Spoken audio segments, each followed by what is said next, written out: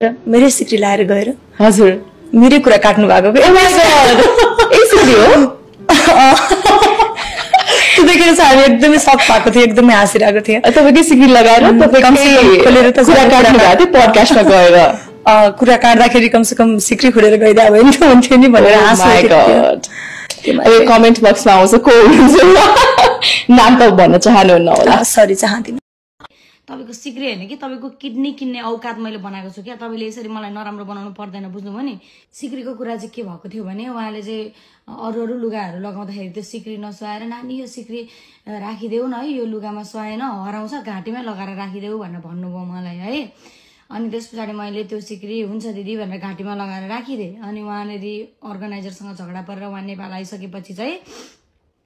अनि उहाँले त बिर्सिनु भयो क्या अब हतार हतारमा नेपाल आउनु बिर्सिनु भयो मसँग थियो अन्त दिदी सिक्री छुटेको छ म नेपाल आएर राखेर दिन्छु तपाईँलाई भने हस् भन्नुभयो अनि नेपाल आउने बेलामा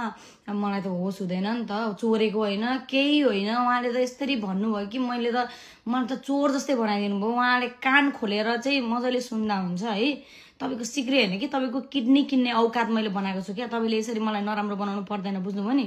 दिल मैले औँला ठड्याएरै भन्छु तपाईँलाई बुझ्नुभयो तपाईँको साँच्चीकै मैले तपाईँको किडनी किन्ने औकात बनाएको छु के त्यति दुःख गरेको छु मैले बुझ्नुभयो तपाईँको यस्तो सिक्रीको कुरा गरेर त्यसरी अर्काको बेइज्जत गर्नु राम्रो कुरा होइन